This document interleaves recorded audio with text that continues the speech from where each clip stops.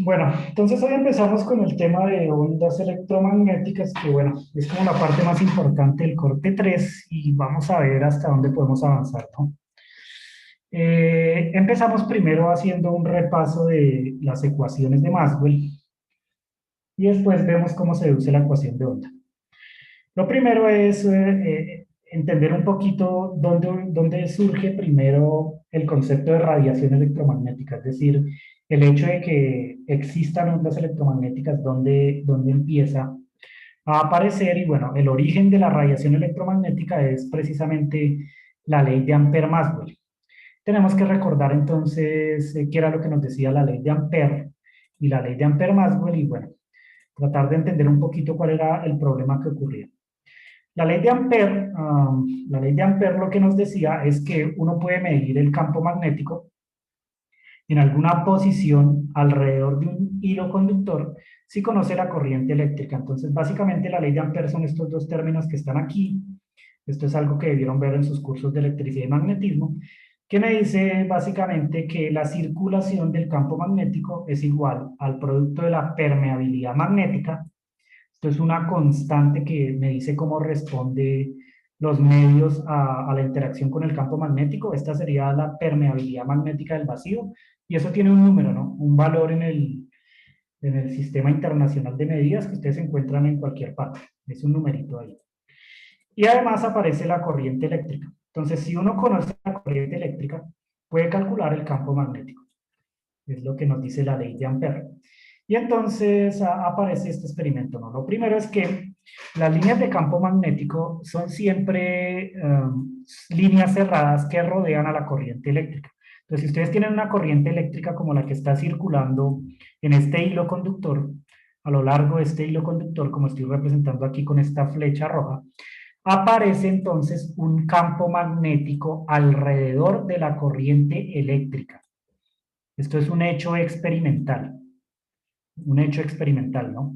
Es decir, ustedes pueden poner aquí algo así como un detector de campo magnético, que es algún imán, algún material que se magnetiza fácil y que genera una corriente eléctrica, ¿no? Entonces detectan un campo magnético siempre alrededor de una corriente eléctrica. Si no hay corriente eléctrica, no se observa campo magnético. Es decir, si las cargas eléctricas están en reposo, no aparece campo magnético. Pero si hay una corriente eléctrica, yo conecto, por ejemplo, un cable conductor a una fuente de voltaje, entonces ahí aparece un campo magnético alrededor de esa corriente eléctrica, de tal forma que las líneas de campo magnético son líneas cerradas, es decir, la línea punteada azul que aparece aquí. Esta línea azul que estoy dibujando acá. Y esa línea azul respeta la regla de la mano derecha. La regla de la mano derecha. Entonces, el campo magnético está orientado de tal forma que respeta la regla de la mano derecha. Ampère encontró una manera de calcular el campo magnético en términos de la corriente eléctrica usando este procedimiento integral que está aquí. Básicamente me dice que uno puede calcular el campo magnético si mira cuál es el valor de la corriente eléctrica que atraviesa el área definida por la línea de campo magnético. Entonces ustedes cogen aquí una línea de campo magnético, la encierran con un área, miran cuál es la corriente eléctrica que atraviesa esa área encerrada sería esta área azul que está aquí, ¿no? Y entonces calculan el campo magnético de este teorema que está acá. Lo importante es que esta línea de campo magnético cerrada tiene siempre la misma magnitud. Como la magnitud del campo magnético es la misma, uno la saca de la integral, les queda la integral de esta superficie y bueno, es fácil calcular el campo magnético en términos únicamente de la integral de superficie. Vamos, no es difícil hacer este cálculo, pero yo aquí no les voy a dar de nuevo todas las maneras de calcular campos magnéticos, es decir, no me voy a dedicar a mostrarles cómo se calculan campos magnéticos de distribuciones de corriente eléctrica, sino que les voy a mostrar la interpretación física y cuál es el inicio de la radiación electromagnética. Entonces, aquí no nos preocupamos por calcular campos magnéticos, simplemente recordamos la ley de Ampère. Ahora, esta ley de Ampère tiene un problema, y es que Maxwell se dio cuenta del siguiente experimento. ¿Qué pasa si nosotros ponemos un circuito LC? O bueno, un circuito que tiene un condensador. como este circuito que está acá. Entonces, ustedes suponen que estos alambres conductores están aquí conectados en un circuito, ¿no? Acá. Y en medio del circuito ponen un condensador. ¿Qué es lo que ocurre en este caso particular? Se mostró que hay una ambigüedad en la ley de Ampère. Hay una ambigüedad en la ley de Ampère porque no solamente esta área azul que ustedes observan acá encierra esta línea de campo magnético, sino que también esta área café, el área café o naranja, como la estén viendo ustedes, ¿no? El área que está aquí, toda esta área naranja. Si nosotros hacemos que esta área naranja pase por el espacio intermedio entre las placas del condensador, entonces la corriente eléctrica que pasa a través de esta área vale cero. Vale cero, porque en el intermedio de las placas del condensador no hay corriente eléctrica, lo que hay es un campo eléctrico, pero no hay electrones fluyendo de un lado a otro, a menos que ustedes aumenten mucho el potencial eléctrico y dañen el condensador. Si ustedes perforan el condensador, entonces ahí sí aparece una corriente eléctrica, pero fue porque hicieron un cortocircuito y dañaron el condensador, ¿no? Pero mientras no se dañe el condensador, no hay una corriente eléctrica, no hay una corriente eléctrica. Entonces la pregunta que se hacía Maxwell es, bueno, pero esta área café o naranja también encierra la línea de campo magnético. Y la ley de Ampère me está diciendo que el campo magnético se calcula a través de la corriente que atraviesa el área. Es decir, la integral de línea del campo magnético igual a la permeabilidad magnética por la corriente que atraviesa el área definida por la línea del campo magnético. Pero aquí, dependiendo de qué área elijo, la solución es diferente, porque si elijo el área azul, entonces me da que la corriente que atraviesa el área es esta ahí que está acá. Pero en cambio, si elijo el área café o naranja, la corriente eléctrica es cero y ya no estaría este término. En eso consiste la ambigüedad de la ley de Ampère. Debería ser lo mismo para cualquier área que encierre la línea de campo magnético, ¿no? Estamos notando que dependiendo del área el resultado es diferente y entonces la predicción del campo magnético es distinta, es distinta. Sin embargo, uno sigue observando experimentalmente que sí hay un campo magnético, incluso si elige esta área café, ¿no? Hay un campo magnético no solo aquí, sino también hay una línea de campo magnético en medio de las placas del condensador, es decir, también hay una línea por acá, en esta región, ¿no? Que bueno, la pintaríamos como algo así. Es muy fácil de pintar en realidad. A ver, no queda muy claro, ¿no? Hay una línea de campo magnético acá. Mm, Puedes mover. En fin, hay un campo magnético en medio de las placas del condensador también. Contrario a lo que me está diciendo la ley de Ampère, donde observo que si cojo el área café, en lugar del área azul, la corriente eléctrica es cero, la corriente que atraviesa el área cero, y eso me diría que el campo magnético es cero. Es precisamente la ambigüedad que ocurre en la ley de Ampère. Ahora, para solucionar esta ambigüedad, lo que encontró Maxwell es el siguiente resultado. Encontró que, aun cuando no hay corriente eléctrica de conducción atravesando estas placas de un condensador, lo que uno sí observa es que en este tipo de circuitos, el circuito LC, el campo eléctrico que atraviesa las placas, el campo eléctrico entre las placas va cambiando con el tiempo. Entonces aquí van apareciendo líneas de campo eléctrico que cambian con el tiempo, porque este condensador en un circuito LC se va cargando y se va descargando. Recuerden que nosotros vimos circuito LC en el primer corte y explicamos precisamente el problema de un circuito LC, ¿no? En un circuito LC, la carga del condensador va aumentando y disminuyendo con el tiempo. De hecho, es una onda sinusoidal. Lo que uno observaba es que describía un movimiento armónico simple, la carga del condensador. Y eso tenía como consecuencia que las líneas de campo eléctrico o el campo eléctrico o la energía almacenada en forma de campo eléctrico dentro del condensador también cambia con el tiempo. Es decir, estas líneas van aumentando y van disminuyendo con el tiempo, oscilan, describiendo un movimiento armónico simple. Maxwell se dio cuenta de esto y entonces decidió que a la ecuación de Ampère le hacía falta un término adicional que de hecho llamó el término de corriente de desplazamiento. Teníamos ya una corriente de inducción y ahora pone una corriente que se llama corriente de desplazamiento, que es algo así como una corriente efectiva que en realidad depende es de la variación del flujo eléctrico con el tiempo. Entonces, el campo magnético producido en el intermedio de las placas del condensador se debe a la variación del campo eléctrico con el tiempo y por eso aparece este término adicional que está aquí. Esto es mu sub 0, bueno, acá falta el mu sub 0, por epsilon sub 0, por la derivada con respecto al tiempo del flujo eléctrico. Este es el término adicional que puso Maxwell, que básicamente me dice, bueno, también una variación del campo eléctrico puede producir un campo magnético. Y de esa manera se solucionó el problema de la ambigüedad en la ley de Ampère, ¿no? Porque entonces lo que me está diciendo esto es que, aun cuando no haya una corriente eléctrica que atraviese esta área naranja, sí hay un campo eléctrico que va cambiando con el tiempo y entonces el número de líneas de campo eléctrico que atraviesan el área sí cambia con el tiempo. El número de líneas que atraviesan esta área se conoce como flujo eléctrico. Es la definición de flujo eléctrico. ¿Cuál es el flujo eléctrico? El flujo eléctrico es una medida del número de líneas de campo eléctrico que atraviesan una área. Ese número de líneas que va cambiando con el tiempo se representa en este caso como esta derivada, ¿no? Miren que el campo eléctrico va cambiando con el tiempo. Va cambiando con el tiempo. Es lo que me está diciendo precisamente este término.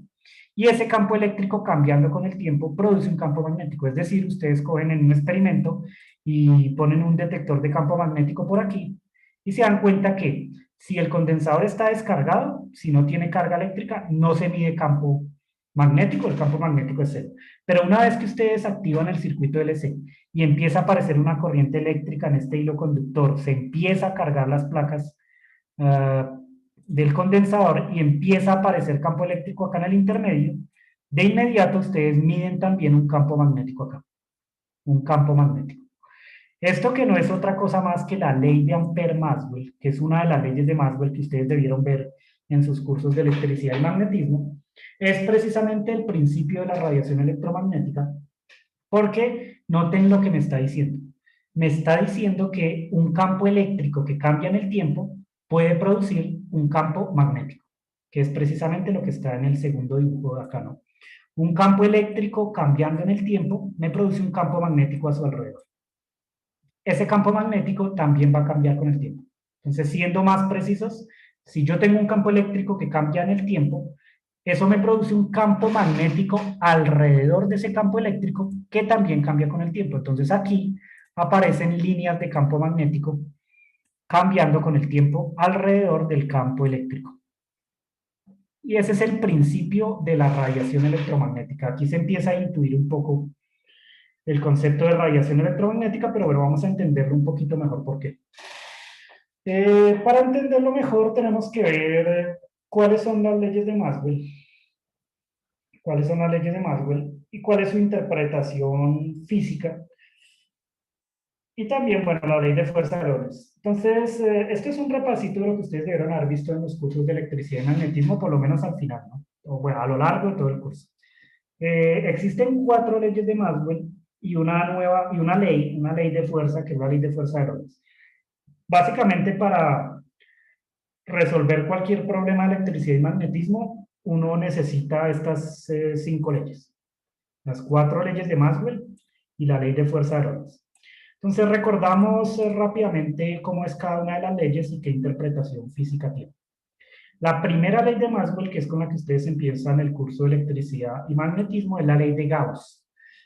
La ley de Gauss básicamente me dice cómo, primero, es una receta para calcular campos eléctricos de distribuciones de cargas simétricas. Entonces, si ustedes tienen una distribución de carga simétrica, por ejemplo, una distribución de carga esférica o cilíndrica o una carga puntual, algo que tenga alta simetría, entonces usa la ley de Gauss para calcular el campo eléctrico. Lo primero, ¿no?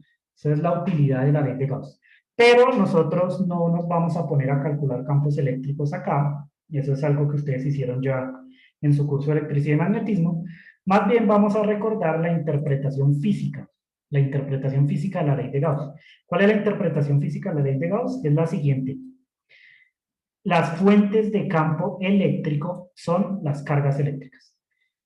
Dicho de otra forma, lo que me produce un campo eléctrico es una carga eléctrica.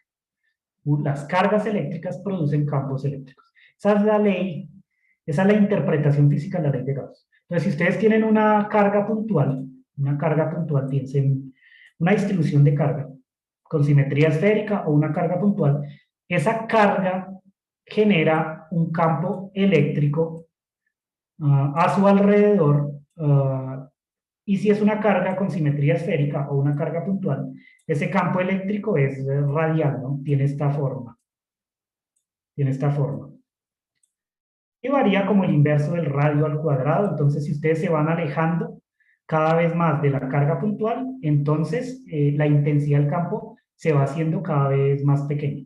Entonces, si uno hace una especie de esquema, yo me voy alejando y la intensidad es cada vez más pequeña. La intensidad se representaría con la longitud de estas flechas. Entre más lejos estoy, más débil es el campo eléctrico. Esa es la interpretación de la primera ley de Maxwell, la ley de Gauss. Las cargas eléctricas son las fuentes de campo eléctrico. Si la carga es positiva, el campo eléctrico sale de la carga. Si la carga es negativa, suponen que este punto rojo es una carga negativa, entonces las líneas de campo eléctrico entran en las cargas negativas. Así. ¿Listo?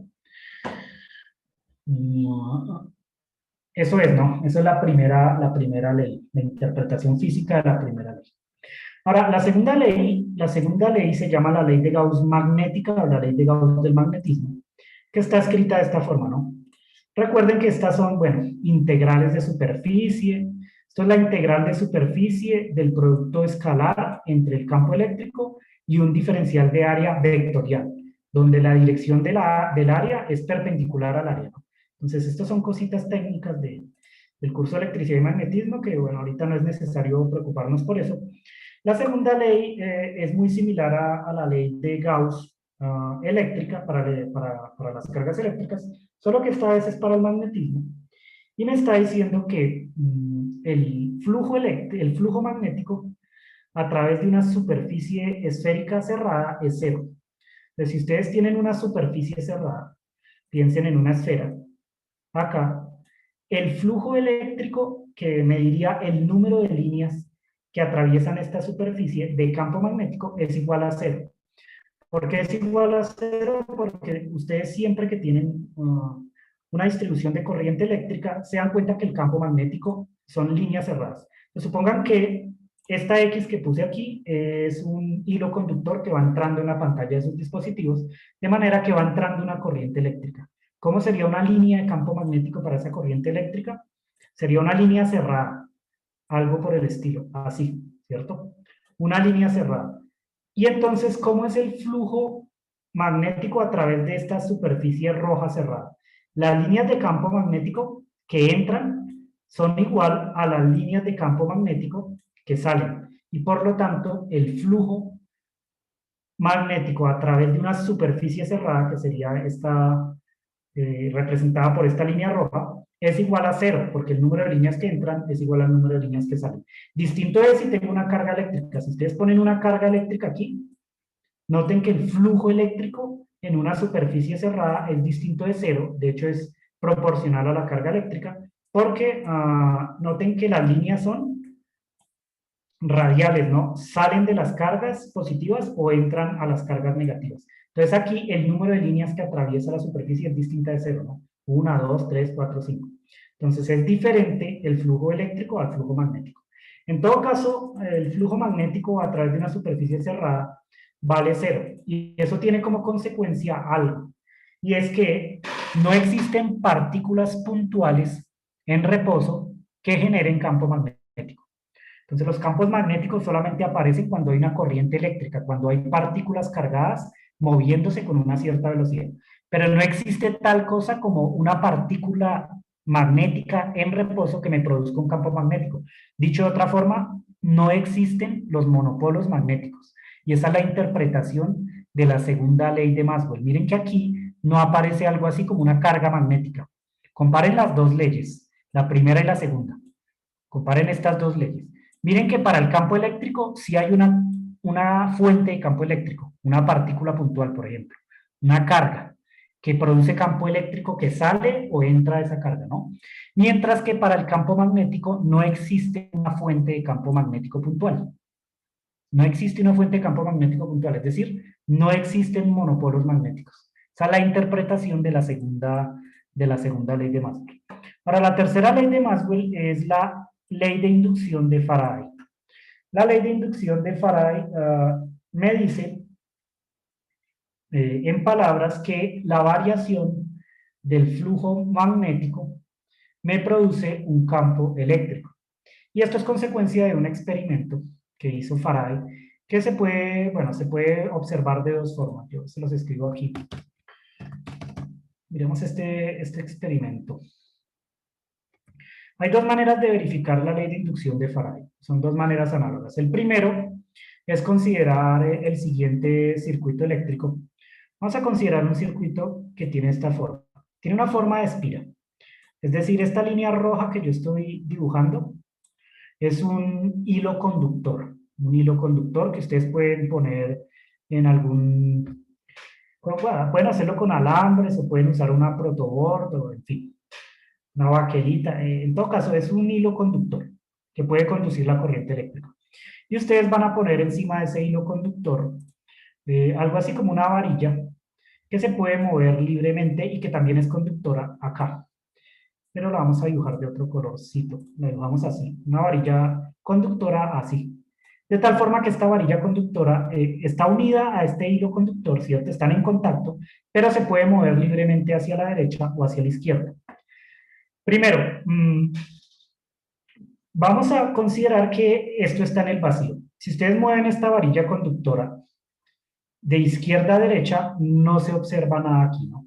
No se observa nada. ¿Qué significa que no se observa nada? Que ustedes cogen acá un amperímetro y lo van a poner. Esto es un experimento, ¿no?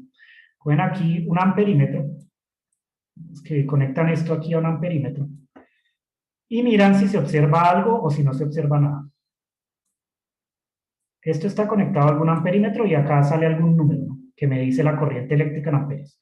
Si ustedes inicialmente hacen esto en el vacío o en el aire y mueven esta varilla de izquierda a derecha, no van a observar nada en el amperímetro. El amperímetro no marca nada, es cero, no muestra nada, ¿cierto? Pero si ustedes ponen esto en presencia de un campo magnético externo, ¿no?, de tal forma que el campo magnético está entrando aquí en la pantalla de sus dispositivos o entrando en el circuito, como lo dibujo acá, vamos que ponen un campo magnético externo. Solo importa las líneas que están dentro del circuito, pero bueno, suponemos que también hay líneas por fuera. ¿Qué ocurre si hacemos esto? Lo que ocurre es lo siguiente. Si ustedes dejan este experimento así quieto, no marca nada. Pero si ustedes mueven esta varilla conductora hacia la derecha, entonces, el mismo color, ¿no? Por ejemplo, hacia la izquierda, por ejemplo. Entonces, aparece una corriente eléctrica acá. Aparece una corriente eléctrica, es decir, aquí aparece alguna señal, que puede ser una señal sinusoidal, dependiendo de cómo muevan esta varilla. En todo caso, si ustedes mueven la varilla, aparece una corriente eléctrica. Aparece una corriente eléctrica. Ese es el resultado de este experimento. Es un experimento que uno puede hacer en el laboratorio.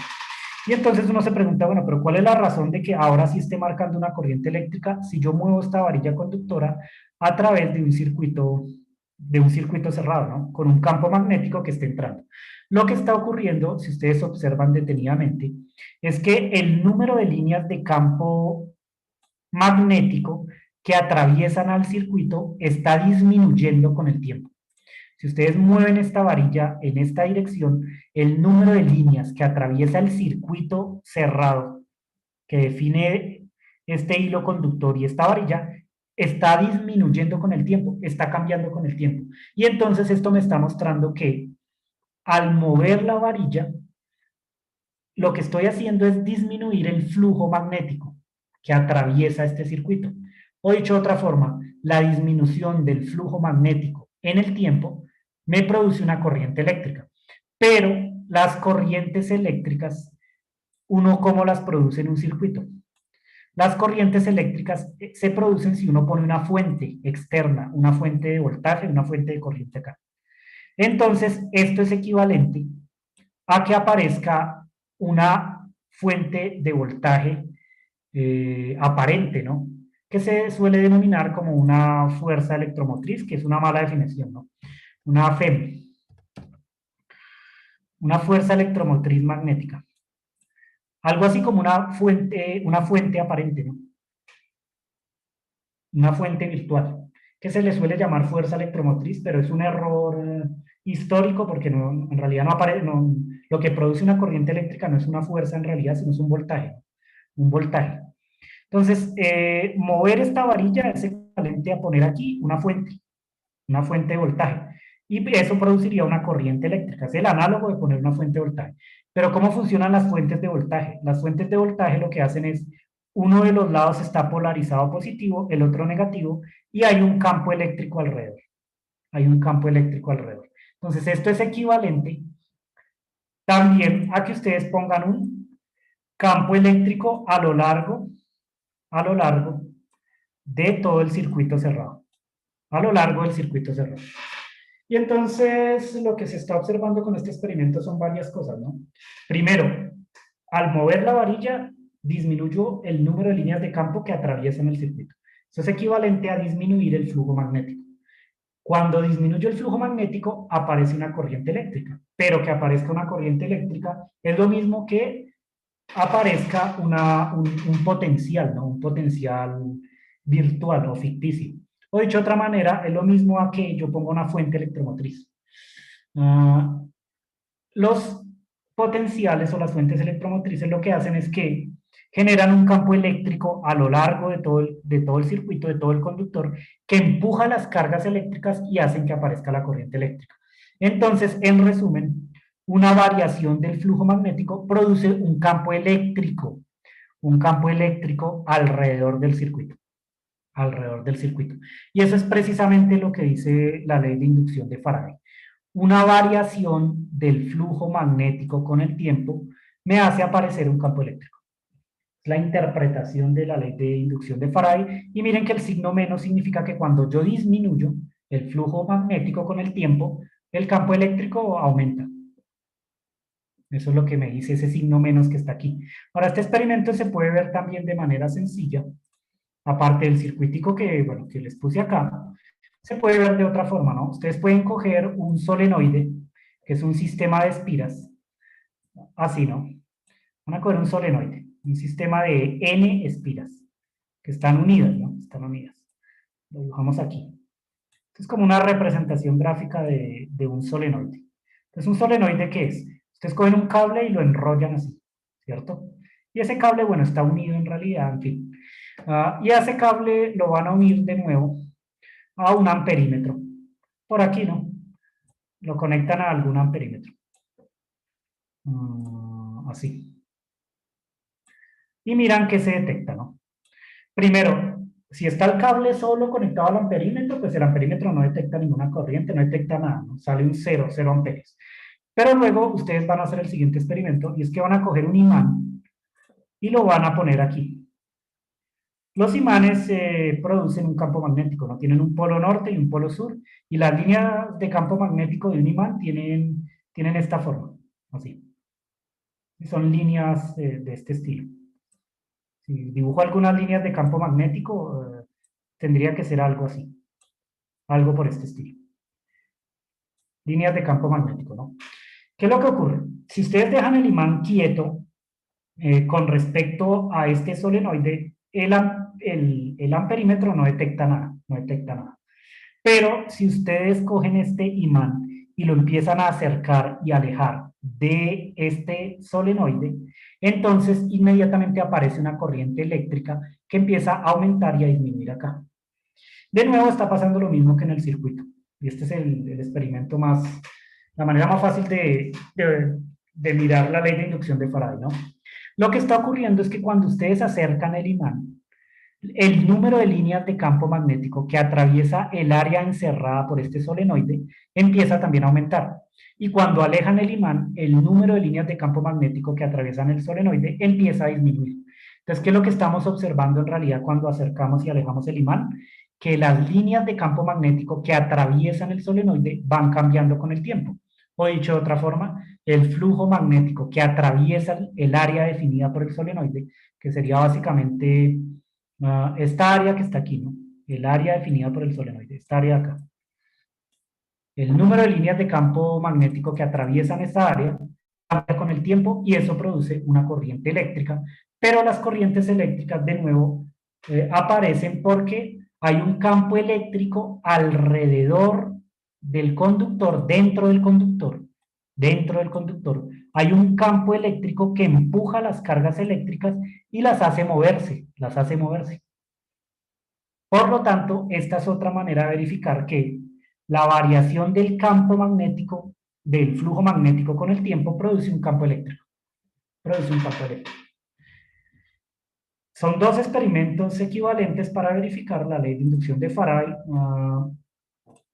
Y bueno, es otra manera también de calcular campos eléctricos. Entonces, miren lo que nos está diciendo la ley de inducción de Faraday. Nos está diciendo que no solo las cargas eléctricas en reposo producen campos eléctricos, sino que además un campo magnético cambiando en el tiempo me puede producir un campo eléctrico. Esa sería la ley de inducción de Faraday. La cuarta ley de Maxwell es la ley de Ampère-Maxwell, que fue la primera que discutimos. Y esta ley de Ampère-Maxwell, ¿qué es lo que me está diciendo? ¿Cuál es la interpretación física de esta ley? De nuevo, la ley de Ampère-Maxwell me dice cuáles son las fuentes de campo magnético. No existen, de acuerdo con la segunda ley, no existen cargas magnéticas puntuales en reposo que me produzcan un campo magnético. Eso no existe, no existen los monopolos magnéticos. Pero sí hay fuentes de campo magnético. ¿Cuáles son las fuentes de campo magnético? Las corrientes eléctricas, es decir, una corriente eléctrica produce un campo magnético a su alrededor, que era lo que teníamos aquí en la anterior diapositiva. Una corriente eléctrica produce un campo magnético a su alrededor, pero no solo eso, sino que también la variación del flujo eléctrico con el tiempo también produce un campo magnético. También produce un campo magnético, como lo que tenemos acá.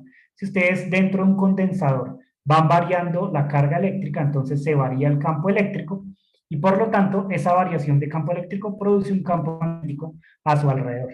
A su alrededor. Es decir, las leyes de Maxwell tienen como información física cuáles son las fuentes de campo eléctrico y cuáles son las fuentes de campo magnético. ¿Qué produce un campo eléctrico y qué produce un campo magnético? En resumen, los campos eléctricos son producidos por cargas en reposo y por la variación del campo magnético con el tiempo. Mientras que los campos magnéticos son producidos por corrientes eléctricas y además por un campo eléctrico que varía en el tiempo. Ahora, de aquí, ¿qué es lo que es importante? Lo que es importante es notar lo siguiente. Noten que la tercera y la cuarta ley de Maxwell me está diciendo que campos magnéticos cambiando en el tiempo producen un campo eléctrico a su alrededor que cambia con el tiempo. Entonces, ustedes se quedan mirando de nuevo el experimento. Estos dos experimentos, lo que yo les estoy diciendo es que si el campo magnético cambia con el tiempo, alrededor aparecen líneas de campo eléctrico también cambiando con el tiempo. Y la ley de Ampère-Maxwell me dice que también un campo eléctrico cambiando en el tiempo me produce a su alrededor un campo magnético que cambia en el tiempo, que es precisamente lo que tenemos acá. Un campo eléctrico cambiando en el tiempo produce líneas de campo magnético a su alrededor que cambian con el tiempo. Eso es precisamente el principio de la radiación electromagnética, porque lo que estamos observando es que campos eléctricos cambiando en el tiempo producen un campo magnético que cambia en el tiempo a su alrededor, ¿no? Pero un campo magnético cambiando en el tiempo produce también a su vez un campo eléctrico que cambia en el tiempo a su alrededor y así sucesivamente. Es decir, se está observando por primera vez un mecanismo de propagación de un campo electromagnético. Es decir, vamos a dibujar las líneas de campo eléctrico con color rojo y las líneas de campo magnético con color azul. Ustedes tienen aquí un campo eléctrico que cambia en el tiempo y de tal forma que las líneas de campo son cerradas. Esto me va a producir a su alrededor un campo magnético que cambia con el tiempo, acá, alrededor de las líneas de campo eléctrico, ¿no? Que cambia con el tiempo. Pero este campo magnético que cambia con el tiempo me va a producir un campo eléctrico cambiando en el tiempo, no sé, en alguna dirección, ¿no? Por ejemplo, por acá. alrededor de las líneas. Y este campo eléctrico cambiando en el tiempo me produce un campo magnético que cambia en el tiempo y así sucesivamente. Y así sucesivamente. Eso quiere decir, estamos encontrando alguna manera de que se propague el campo electromagnético. Esa autopropagación del campo electromagnético en cualquier dirección, mire que la dirección es radial. Esto puede aparecer en todas las direcciones. Aquí hay también un campo magnético que cambia en el tiempo, aquí también se produce, aquí también, y se van autopropagando en todas las direcciones, ¿no? Aquí aparece un nuevo campo eléctrico, aquí también, aquí también. Y bueno, si uno se queda mirando una dirección, entonces van apareciendo campos eléctricos y campos magnéticos autopropagándose, ¿no? Aquí vuelve y aparece campo magnético, aquí vuelve y aparece campo eléctrico, en fin.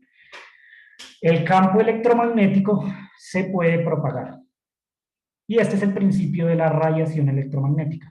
Las leyes de Maxwell me están diciendo que debe existir alguna manera de que el campo electromagnético se autopropague. Y noten que esa autopropagación del campo electromagnético no requiere de un medio elástico para propagarse, como pasaba con las ondas de sonido o con las ondas en una cuerda, ¿no? En cualquier medio material. Las ondas electromagnéticas no requieren de un medio para propagarse. La radiación electromagnética no requiere de un medio para propagarse porque el campo eléctrico y el campo magnético simplemente se están autopropagando. Se están autopropagando. Entonces, esto es el principio de la radiación electromagnética. Y bueno, aquí también les menciono que para resolver cualquier problema de electricidad y magnetismo no es suficiente con saber calcular los campos eléctricos y magnéticos, que los calculo con las leyes de Maxwell, sino que además tengo que decir cómo interactúan las cargas eléctricas en presencia de un campo electromagnético. Entonces, si ustedes tienen un campo electromagnético y ponen una carga eléctrica en ese campo, digamos que ustedes tienen un campo eléctrico que tiene alguna forma radial así, ¿cierto? Pero también tienen líneas de campo magnético, etcétera. Si ustedes ponen una carga de prueba en algún punto, por ejemplo por acá, ponen una carga de prueba, ¿cómo sabemos cuál es la interacción entre esa carga de prueba y el campo eléctrico o el campo magnético externo? Pues hay que usar la ley de fuerza de Lorentz, ¿no? La ley de fuerza de Lorentz además me dice cómo interactúan las cargas eléctricas con los campos eléctricos y los campos magnéticos. Recuerden que si una carga eléctrica se pone en presencia de un campo eléctrico, entonces esa carga siente una fuerza que es igual a la magnitud de la carga por el campo eléctrico, la carga que se pone aquí, no la carga de prueba. Mientras que si esa carga está en presencia de un campo magnético, que los campos magnéticos tienen líneas cerradas, entonces la fuerza que siente la carga dentro de un campo magnético tiene esta expresión. Es proporcional al producto cruz entre la velocidad que lleva la carga eléctrica por el campo magnético. Pero es el producto cruz de los dos vectores, el vector velocidad y el vector campo magnético.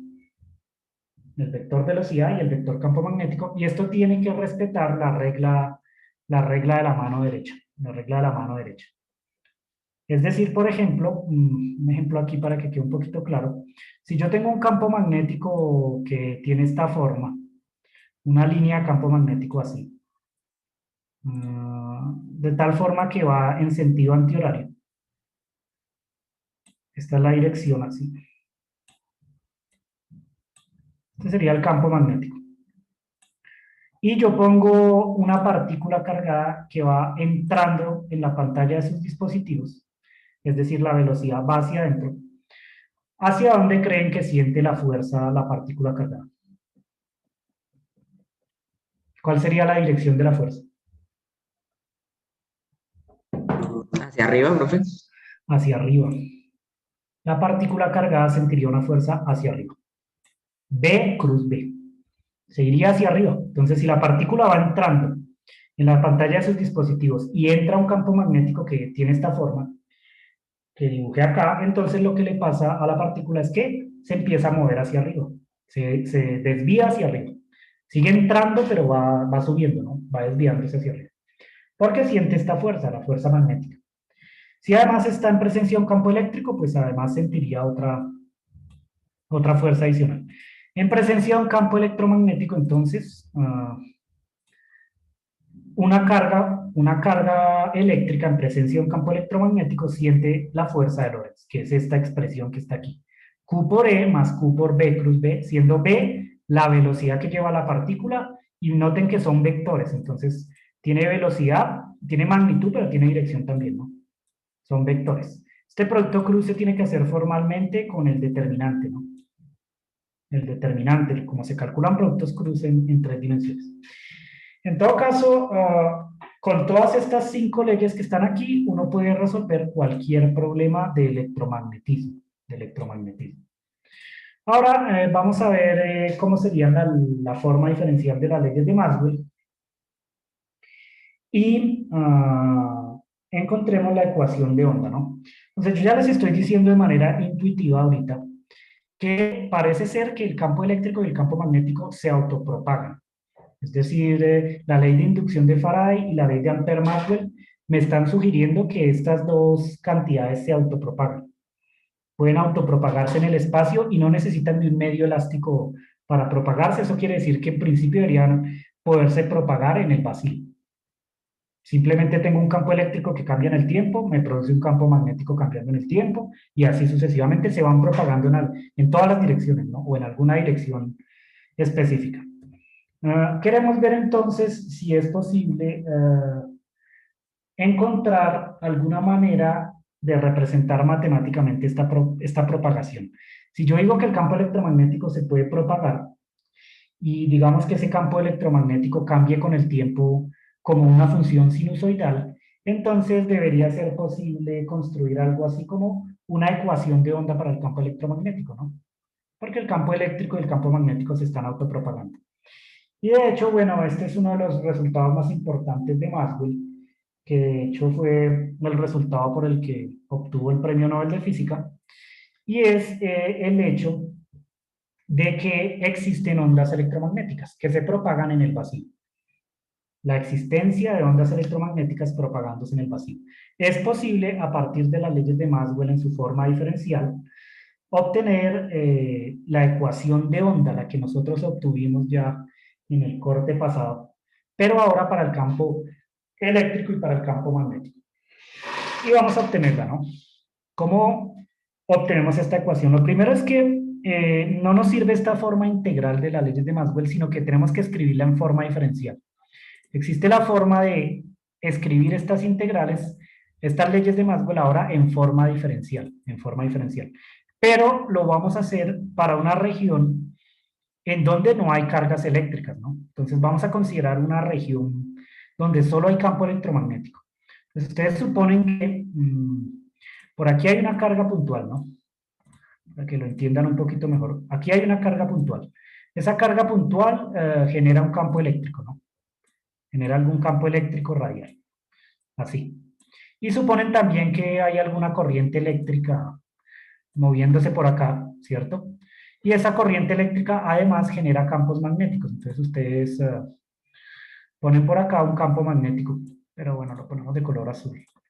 Ponen por acá también campos magnéticos, ¿no? Debidos a esas corrientes eléctricas, ¿no? Vamos a considerar las leyes de Maxwell en la región donde no hay ni cargas ni corrientes eléctricas, es decir, como si ustedes se quedaran mirando únicamente esta región del espacio. Lo pongo en negro. Esta región. Miren que esta región del espacio que yo estoy señalando con este cuadro negro tiene campos eléctricos y campos magnéticos, pero no tiene cargas eléctricas ni tiene corrientes eléctricas. Si uno hace eso, si uno mira las leyes de Maxwell en una región donde no hay fuentes de campo ni eléctrico ni magnético, entonces las leyes de Maxwell se reducen un poco porque ya no estarían las fuentes, ¿no? Es decir, sería equivalente a quitar este término, ¿no? No estaría la carga eléctrica. De nuevo, miren que estoy mirando la región sin cargas. Esta Q sería cero y esta corriente también valdría cero. En las leyes de Maxwell no aparecerían estos dos términos. Si miramos una región donde no hay fuentes de campo eléctrico ni campo magnético. Por lo tanto, la primera ley de Maxwell quedaría igualada a cero, la segunda siempre es igual a cero, la tercera no cambia, ¿cierto? Y la cuarta únicamente tendría el término donde el campo eléctrico varía con el tiempo. Ahora, uno puede usar ciertos teoremas del cálculo vectorial que espero que hayan visto en sus cursos de electricidad y magnetismo para escribir estas ecuaciones integrales en forma de ecuaciones diferenciales. Esos teoremas son el teorema de Gauss y el teorema de Stokes, que son teoremas integrales. Y entonces uno escribe estas leyes de Maxwell en forma integral, las escribe así, en forma diferencial. De nuevo, esto es algo que debieron ver en sus cursos de electricidad y magnetismo, por lo que yo no lo voy a volver a decir acá. Simplemente las leyes de Maxwell, sin fuentes, quedan escritas así, en el vacío, mejor dicho, donde solo hay campo electromagnético, en esta región negra que estoy pintando acá. Quedarían escritas así. Son exactamente las mismas leyes anteriores, pero ahora escritas en forma diferencial. Y bueno, aparecen varias cosas acá, ¿no? La primera ley de Maxwell quedaría escrita como la divergencia del campo eléctrico igual a cero. Y es igual a cero porque aquí ya no tengo carga, ¿no? Estoy en una región donde no hay carga eléctrica. Y la segunda ley de Maxwell sería la divergencia del campo magnético igual a cero. Eso quiere decir, estoy en una región donde no hay fuentes ni de campo eléctrico ni de campo magnético. Fuentes puntuales, ¿no? Pero hay que entender un poquito el concepto de divergencia, ¿no? Entonces, escribimos aquí unas cositas en nuestras notas. Primero, divergencia. La divergencia. La divergencia es la medida del número de líneas de campo que entran o salen en un punto, ¿cierto? O salen de un punto. Esa es la divergencia. Es el número, es la medida del número de líneas de campo que entran o salen en un punto. Eso quiere decir que, por ejemplo, si ustedes tienen aquí una carga puntual, acá, y supongan que esa carga, no sé, es negativa, entonces el campo eléctrico va a entrar a ese punto, ¿no? Así. Este sería el campo eléctrico, ¿no? Sería un campo eléctrico radial y bueno, para una carga negativa estarían entrando. Este campo que está aquí, este campo eléctrico, tiene una divergencia que es distinta de cero porque nosotros estamos observando que las líneas entran a un punto. Lo mismo si fuera una carga positiva, las líneas salen de un punto. La divergencia para este tipo de campos es distinta de cero. Es distinta de cero. Pero nosotros aquí estamos considerando que estamos en una región donde no hay cargas eléctricas ni corrientes eléctricas. Como la región, bueno, la región que les había pintado antes. Aquí, como no hay cargas eléctricas, entonces las líneas de campo ni entran ni salen de un punto y por lo tanto la divergencia vale cero. La divergencia, está la interpretación geométrica de la divergencia. Lo mismo pasa con el campo magnético. En el campo magnético las líneas de campo siempre son cerradas, ¿no? Miren que las líneas de campo son siempre cerradas. Y entonces la divergencia de un campo magnético siempre es cero. Ahí sí es que siempre es cero. Porque nunca están entrando ni saliendo de un punto. Como las líneas de campo ni entran ni salen de un punto, la divergencia del campo magnético siempre es cero. Ahora, esas son las dos primeras leyes de Maxwell en una región donde no hay fuentes. La tercera ley de Maxwell quedaría escrita así. Se tiene que usar el teorema de Stokes y uno encuentra esta ecuación diferencial. El rotacional del campo eléctrico es igual a menos la derivada del campo magnético con respecto al tiempo. Es decir, el rotacional del campo eléctrico es distinto de cero en este caso particular. Miramos cuál es la interpretación geométrica del rotacional, ¿no? Rotacional. Perdón, un espacio aquí. ¿Qué es un rotacional? Es la medida del número de líneas de campo que dan vueltas alrededor de un punto. Ese es un rotacional. Y entonces, supongan que ustedes tienen, por ejemplo, una corriente eléctrica que está entrando en la pantalla de sus dispositivos. Esa corriente eléctrica va a generar líneas de campo magnético a su alrededor. A su alrededor. Genera líneas de campo magnético a su alrededor. la medida del número de líneas de campo que dan vueltas alrededor de este punto es el rotacional. Y entonces, para los campos magnéticos, que son generados por corrientes eléctricas y cuyas líneas son siempre de este tipo, son líneas cerradas, ¿cierto? Para los campos magnéticos, el rotacional de un campo magnético siempre es distinto de cero. Siempre es distinto de cero. En cambio, para una carga puntual, por ejemplo, para un campo eléctrico generado por una carga puntual, supongan, eh, supongan este campo eléctrico. En este caso particular, uno no está observando que las líneas de campo eléctrico estén dando vueltas alrededor de la carga puntual. Están saliendo de la carga, pero no están dando vueltas alrededor de la carga. Eso quiere decir que en este campo, el rotacional del campo eléctrico, en este caso, vale cero. En este caso particular. Mientras que aquí, el rotacional de este campo magnético es distinto de cero. Por otro lado, la divergencia de este campo es cero. La divergencia, porque aquí no hay líneas entrando en un punto, ni saliendo de un punto. Mientras que la divergencia de este campo es distinta de cero, porque acá hay líneas saliendo de un punto. Entonces son los dos conceptos geométricos que hay que entender. La divergencia me dice cuántas líneas de campo entran o salen de un punto. En estos dos ejemplos, este tiene divergencia distinto de cero y este tiene divergencia igual a cero, porque aquí no hay líneas de campo entrando o saliendo de un punto. El rotacional me habla de el número de líneas de campo que da vueltas alrededor de un punto. Este tiene rotacional distinto de cero porque aquí hay líneas dando vueltas alrededor de un punto, mientras que este tiene rotacional cero, porque aquí las líneas de campo no son cerradas, no están dando vueltas alrededor de un punto. Y esa es la interpretación geométrica que, bueno, es algo que tienen que tener presente. Ahora, la tercera ley de Maxwell entonces me dice que el rotacional del campo eléctrico se puede escribir como la variación del campo magnético con respecto al tiempo, con este signo menos que está acá atrás, ¿no? Eso quiere decir que los campos magnéticos producen campos eléctricos a su alrededor, que tienen rotacional distinto de cero, que es precisamente lo que les estaba explicando con el experimento. El experimento que yo les estaba mostrando ahorita, del imán entrando en una bobina, lo que pasaba era que el campo magnético cambiaba con el tiempo y producía un campo eléctrico a su alrededor.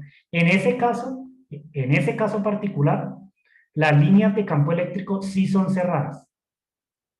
En ese ejemplo de la ley de inducción de Faraday, las líneas de campo eléctrico son cerradas porque están a lo largo del circuito. No sé si acá se me perdió el dibujito, pero lo puedo recuperar. A ver. Creo que no. No va a llegar nunca. El experimento de Faraday, sí, acá está. Alcancé a recuperar. Miren que la variación del campo eléctrico con el tiempo produce alrededor de él líneas cerradas de campo eléctrico. Miren que las líneas de campo eléctrico están dando vueltas alrededor del campo magnético. Como están dando vueltas alrededor de un punto, entonces el rotacional aquí del campo eléctrico es diferente de cero. Lo mismo acá, ¿no? El campo eléctrico está alrededor del solenoide, dentro del alambre, ¿no? Va dentro del alambre porque es precisamente lo que empuja las cargas y hace que dé vueltas. Eso quiere decir que el campo eléctrico está dando vueltas en círculos alrededor de un punto, entonces acá el rotacional sí es distinto de cero. El rotacional del campo eléctrico es distinto de cero. Porque acá el campo eléctrico lo produce un campo magnético cambiando en el tiempo. Entonces eso es precisamente la tercera ley de Maxwell, pero ahora escrita en su forma diferencial. Y bueno, la cuarta ley de Maxwell me está diciendo que un campo eléctrico cambiando en el tiempo produce un campo magnético, ¿no? Y además me dice que el rotacional del campo magnético es distinto de cero, ¿vale? Esto que está aquí. ¿Por qué es distinto de cero? Bueno, porque las líneas de campo magnético, también producidas por un campo eléctrico, ¿cierto? Son también líneas cerradas, ¿no? Las líneas de campo magnético siempre son cerradas. Siempre son estas líneas cerradas, alrededor. Entonces el rotacional es distinto de cero. ¿Y cuánto vale? Bueno, es precisamente esta cantidad que está aquí. Entonces miren que primero, estas son las cuatro leyes de Maxwell en forma diferencial. Y de nuevo les hago una interpretación física y geométrica que, bueno, es lo que les acabo de decir. Pero tenemos que especificar un poquito más qué significa divergencia y qué significa rotacional. Desde el punto de vista matemático, esto lo voy a hacer con el campo eléctrico, pero es lo mismo para el campo magnético. La divergencia se representa matemáticamente como el producto punto entre el operador nabla y el campo al que quiero verle la divergencia. En este caso, es el campo eléctrico, ¿no? Pero la divergencia se le puede tomar a cualquier campo. Por ejemplo, un campo de velocidades en un líquido, en un fluido, ¿no? No solamente tiene que ser para el campo eléctrico, sino puede ser para cualquier campo en general. Para el campo magnético, para el campo eléctrico, un campo de velocidades, etcétera, ¿no? Cualquier campo vectorial. Noten que la divergencia es el producto punto entre el operador nabla y el campo al que le quiero sacar la divergencia. Pero el operador nabla es algo que es bien conocido. Vamos a escribir esto explícitamente. El operador nabla es esto.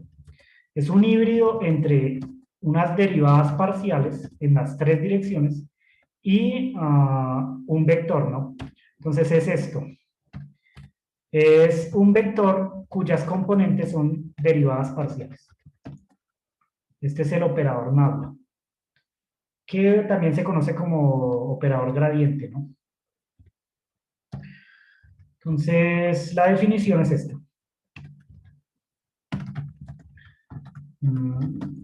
Así. Miren que es un vector primero. En dirección y tenemos la derivada con respecto a x parcial.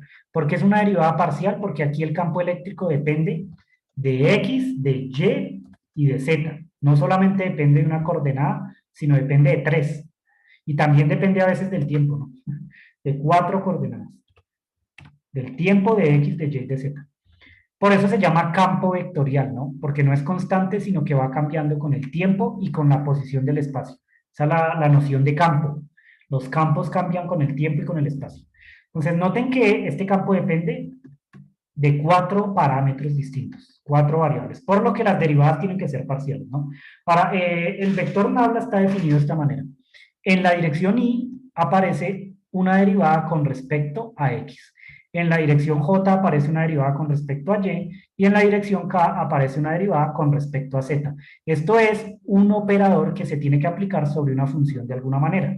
Si ustedes hacen el producto punto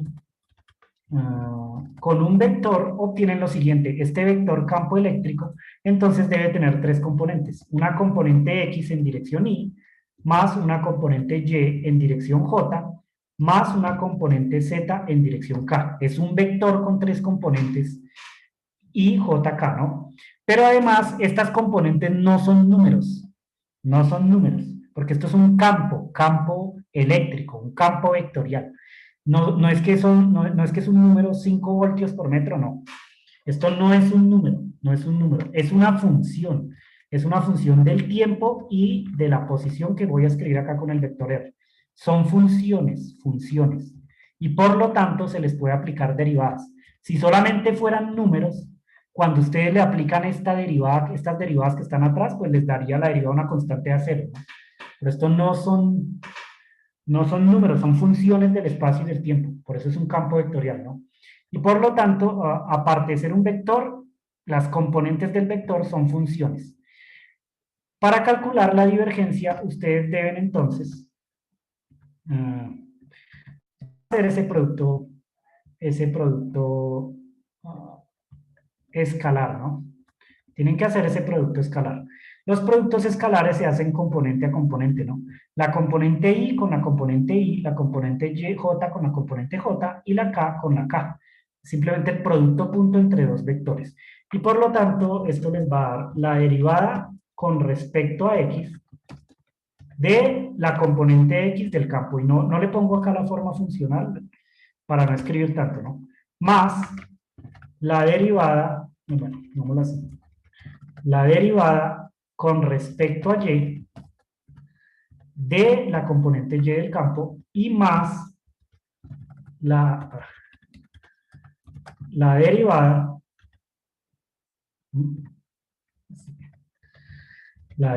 parcial con respecto a Z de la componente Z del campo. Y eso sería la divergencia.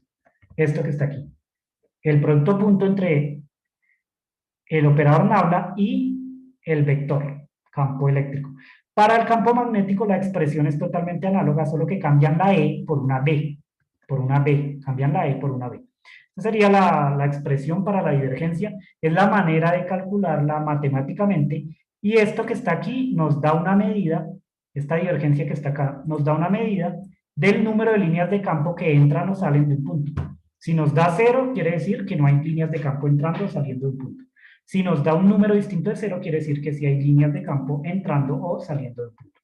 Otra forma de calcularlo matemáticamente. Eso por el lado de la divergencia. El rotacional, en cambio, está definido de la siguiente manera.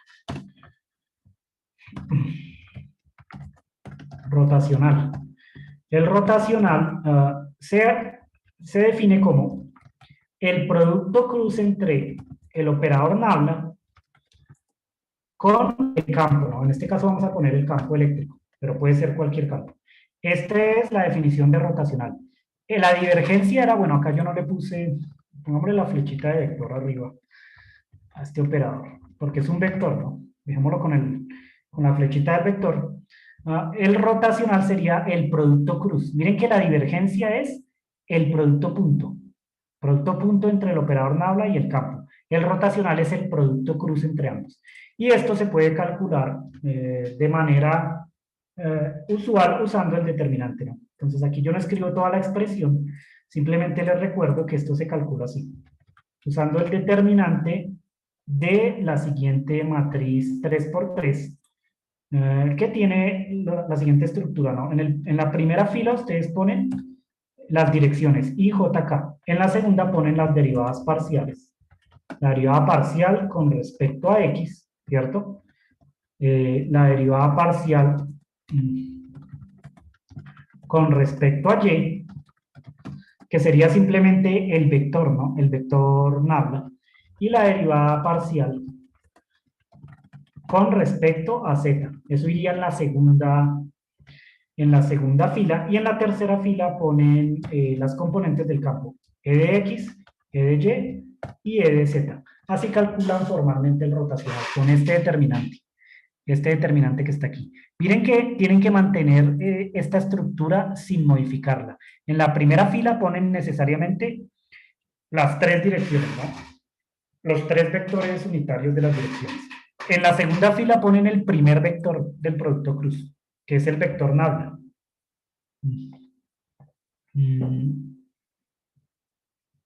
El vector nabla tiene, en la dirección Y tiene la derivada con respecto a X, en la dirección J tiene la derivada con respecto a Y, y en la dirección K tiene la derivada con respecto a Z. Simplemente ponen el primer vector.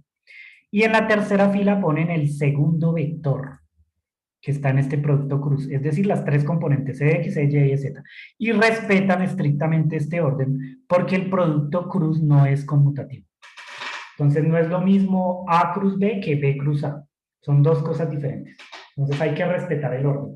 Además que esto es un operador diferencial aplicado a un vector de cierta manera. Entonces obligatoriamente deben respetar este orden que está aquí. Y esta sería la manera de calcular el rotacional. Hay que hacerlo componente por componente. Recuerden el método de cofactores, ¿no? Para calcular la dirección Y, entonces ustedes multiplican este por este menos este por este, ¿no? Para calcular la dirección J, multiplican este por este menos este por este. Y así sucesivamente, ¿no? Para la dirección K, tienen que hacer el producto de este por este menos este por este. Es decir, usan el método de cofactores, que de todas formas se lo puedo escribir acá explícitamente, ¿no? Para que les queden las notas explícitamente. Este rotacional les quedaría entonces escrito de esta manera. Digámoslo explícitamente, ¿no? Les quedaría algo en dirección Y más algo en dirección J y más algo en dirección K, ¿cierto? Noten que el producto cruz de dos vectores es un vector, mientras que el producto punto de dos vectores es un escalar. Esto es un escalar, no tiene dirección, ¿no? Es un número. Esto les da un número, una sola cantidad, no les da un vector. En cambio, el producto cruz entre dos vectores sí es un vector, tiene tres componentes. Tres componentes en el producto cruz, una sola componente en un producto escalar. ¿Sí? Son cosas de de álgebra lineal.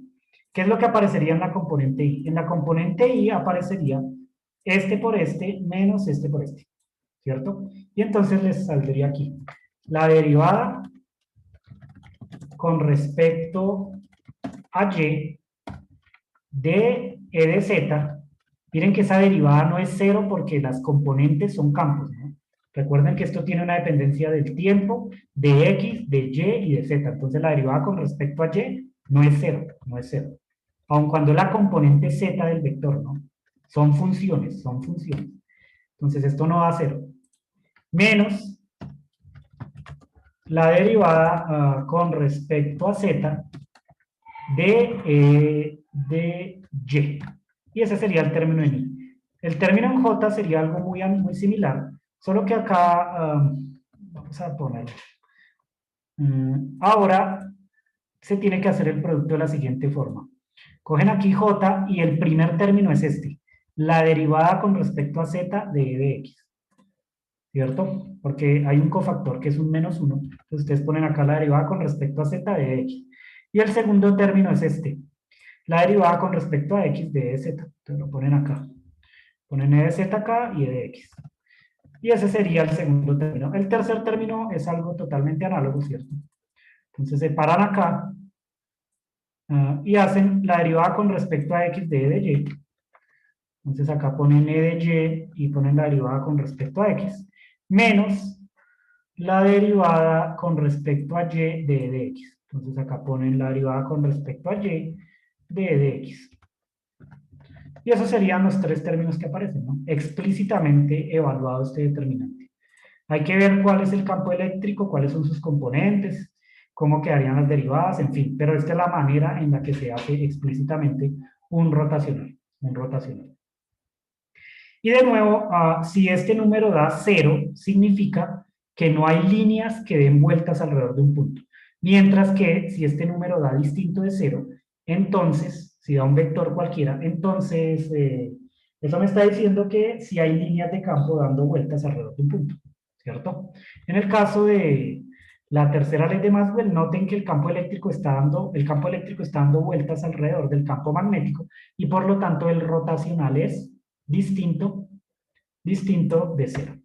Entonces, ahora que tenemos claro cómo funciona esta divergencia y este rotacional y cómo se calcula matemáticamente, encontremos la ecuación de onda para el campo eléctrico.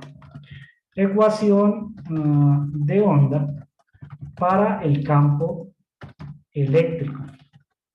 ¿Cómo se calcula la ecuación de onda para el campo eléctrico? Para calcular la ecuación de onda para el campo eléctrico, lo primero que hay que hacer es empezar con la tercera ley de Maxwell, la ley de inducción de Faraday, que entonces la escribimos acá. Uno inicia con esto.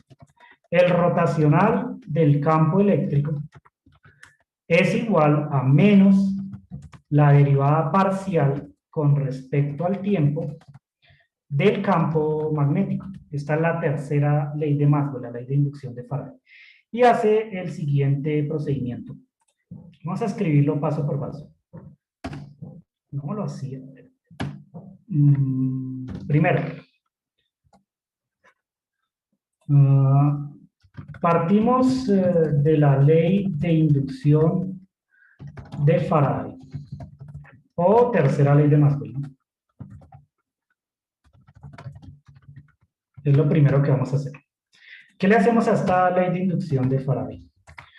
Aplicamos el rotacional a esta ley, ¿no? Le aplicamos el rotacional a esta ley. La ley está representada por esta ecuación diferencial parcial, ¿no?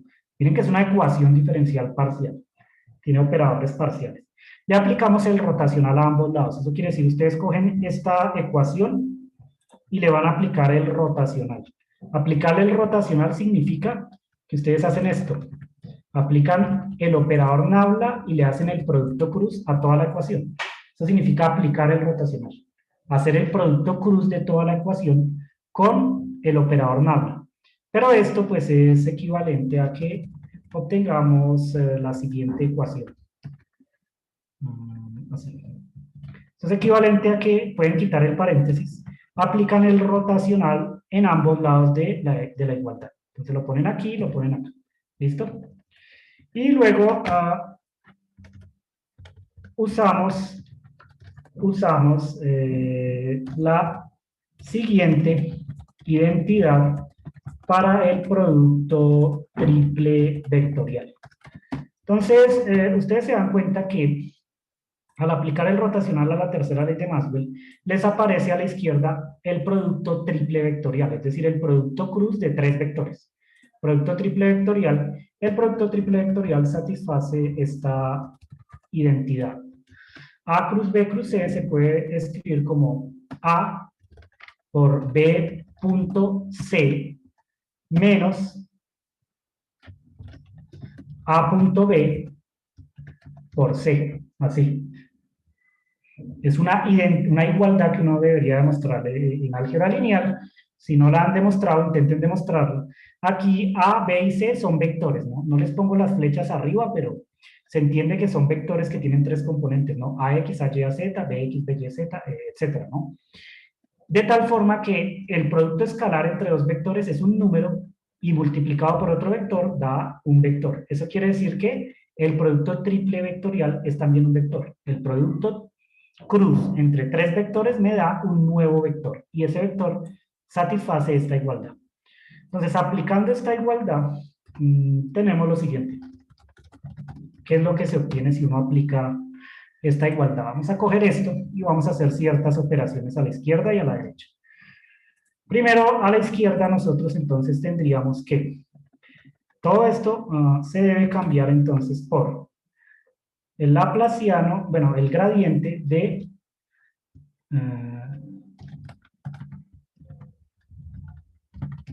la divergencia del campo eléctrico.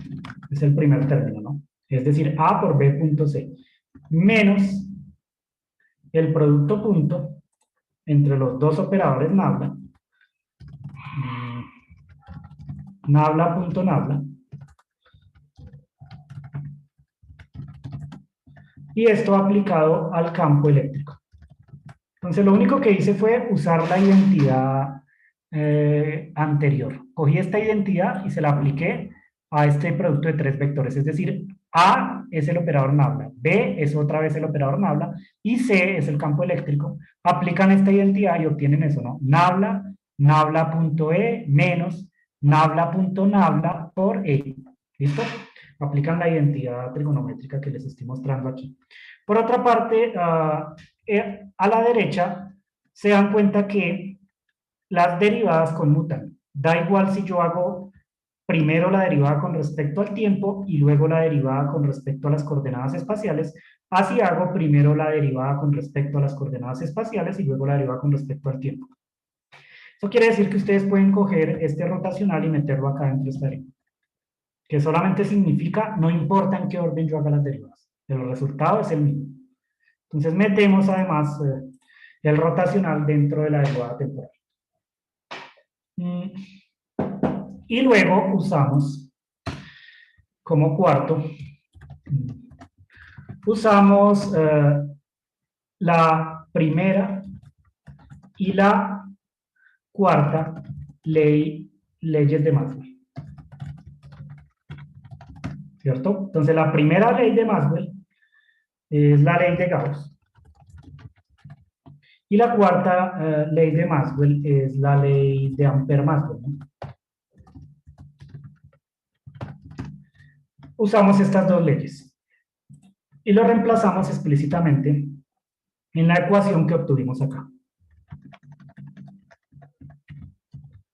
Entonces, primero, ¿qué es la divergencia del campo eléctrico? Entonces, ustedes vuelven a las leyes de Maxwell en una región donde no hay fuentes de campo eléctrico ni de campo magnético y se dan cuenta que la divergencia del campo eléctrico vale 0, mientras que el rotacional del campo magnético es esto que está aquí, ¿no? Mu sub 0 por epsilon sub 0 por la derivada del campo eléctrico con respecto al tiempo, siendo mu sub 0 la permeabilidad magnética que me dice cómo responde el vacío a un campo magnético externo, y epsilon sub 0 la permitividad eléctrica que me dice cómo responde el vacío a la presencia de un campo eléctrico, ¿cierto? Son dos constantes que aparecen a toda hora en electricidad y magnetismo, y entonces debo usar estas dos leyes. Usando estas dos leyes que están aquí, ustedes se dan cuenta entonces que el primer término se anula. Esto vale 0, vale 0. Mientras que el segundo término se puede reemplazar por la cantidad que aparece en las diapositivas, ¿no? Entonces ustedes escriben esto de la siguiente forma. Esto lo escriben como un 0, ¿cierto? Un 0. Simplemente usaron la primera ley, la ley de Gauss. Y esto que está aquí, perdón, esto que está aquí, entonces lo van a reemplazar explícitamente. Vamos a poner aquí enfrente por mu sub 0, por epsilon sub 0, por la derivada parcial con respecto al tiempo del campo eléctrico. Que no es más que esta cuarta ley de Maxwell. La cuarta ley de Maxwell. Si puse cuarta, pues sí. La cuarta ley de Maxwell, ¿no? Lo reemplazan aquí, explícitamente. Y por lo tanto, ¿qué se obtiene? Por lo tanto, el primer término se anula, ¿no? El gradiente de 0, pues es 0. Esto da 0. Me queda únicamente este término que está aquí. Este término que está acá. Y este término me queda igual a ¿qué? Miren que estas dos son constantes, que en el sistema internacional tienen ciertos valores, que de hecho están en el libro Survey, ¿no? El menos sigue acá atrás, vamos a poner menos aquí atrás. Y miren que entonces hay una derivada temporal seguida de otra derivada temporal. Entonces, dos derivadas temporales da una segunda derivada. Solo una cuestión de notación. Derivan dos veces con respecto al tiempo, entonces lo escribimos con esta notación abreviada, así. Y notamos lo siguiente. Notamos que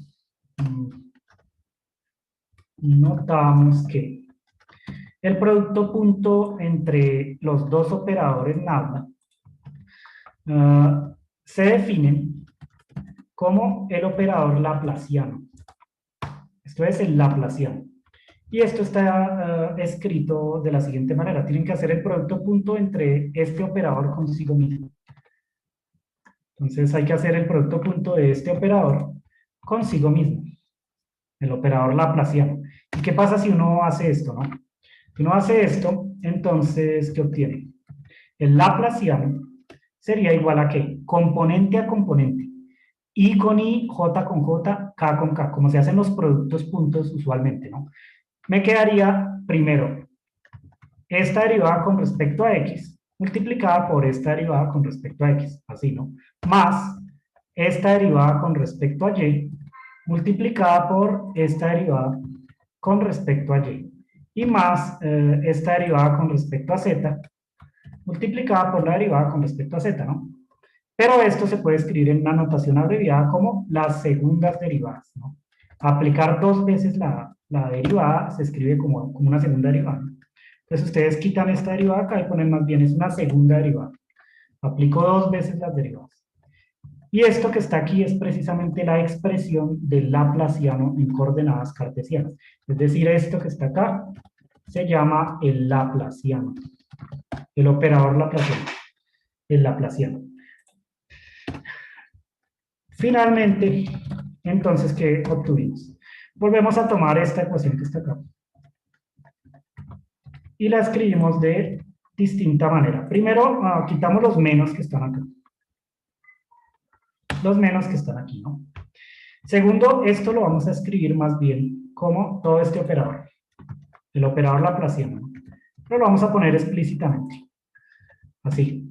Y entonces el campo eléctrico lo vamos a poner en cada una de las derivadas. Aparece el campo eléctrico acá, el campo eléctrico acá y el campo eléctrico acá. Y por último, este mu sub 0 por epsilon sub 0 lo vamos a escribir como el inverso de la velocidad, de una velocidad al cuadrado.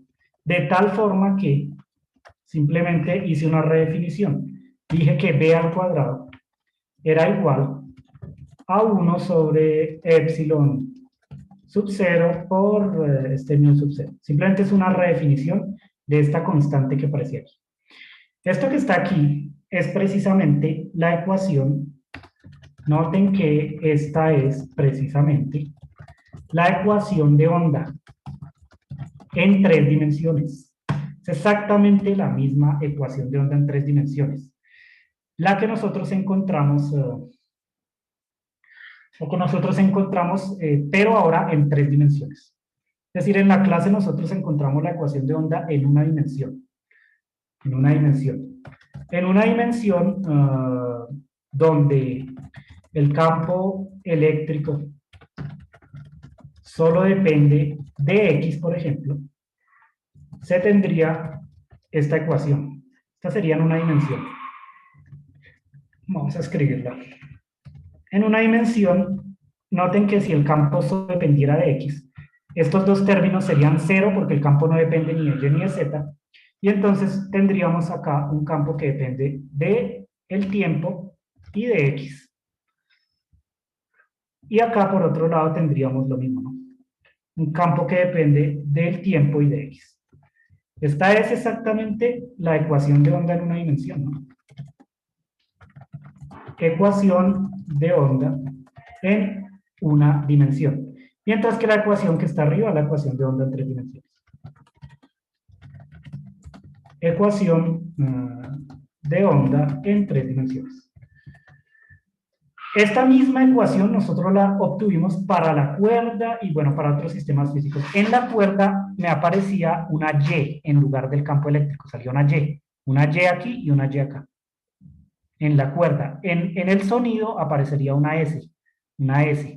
Y bueno, en los otros sistemas físicos que estudiamos, nosotros llegamos precisamente a la ecuación de onda. Pero aquí acabamos de llegar a la ecuación de onda para el campo eléctrico en 3 dimensiones.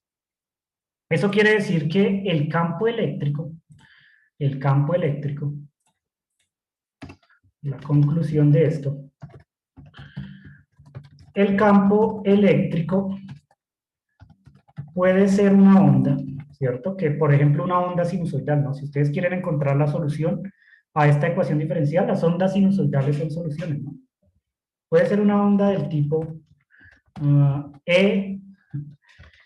xt, por ejemplo, igual a una constante a por el coseno de kx menos, más o menos omega t, ¿cierto? Más alguna constante de fase, ¿no? Puede ser una onda del tipo onda sinusoidal, ¿no? O una superposición de estas ondas.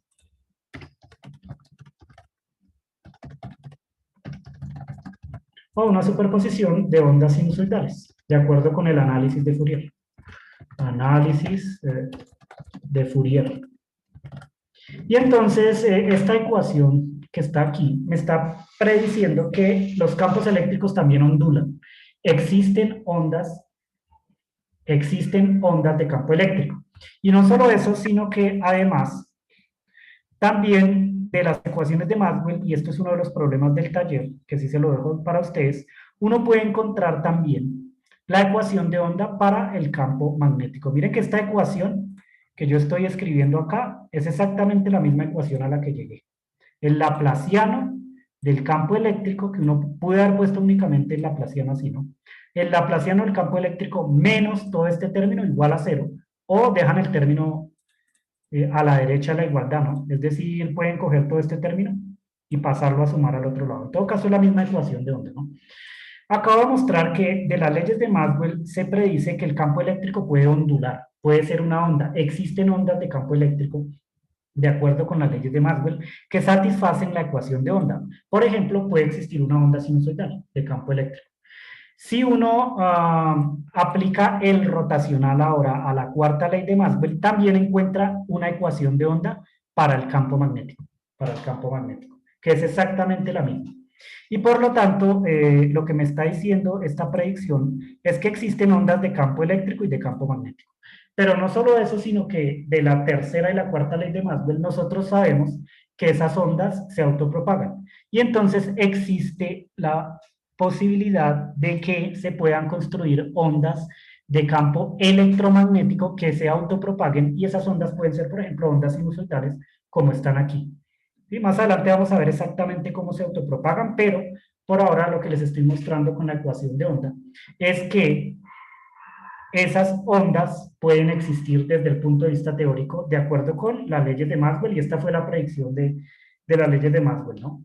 Y no solamente eso, sino que lo pongo como una conclusión 2. Las ondas de campo magnético, bueno, de campo eléctrico y campo magnético, que suele abreviarse como ondas electromagnéticas, se propagan con una velocidad igual a, entonces lo escribimos acá, B igual de esta fórmula que obtuve aquí, ¿no?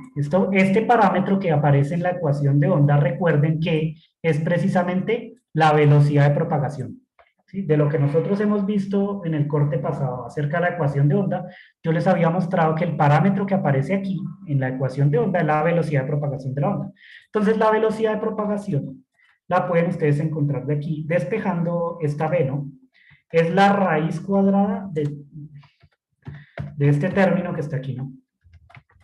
Si ustedes reemplazan los valores numéricos de E sub 0 y de mu sub 0, que es algo que también van a tener que hacer en el taller o que está puesto en el taller, entonces se van a dar cuenta que esto les va a dar un valor de aproximadamente 300.000 kilómetros por segundo. Sí. No, sí. 300.000 kilómetros por segundo. Que no es otra cosa más que la velocidad de la luz.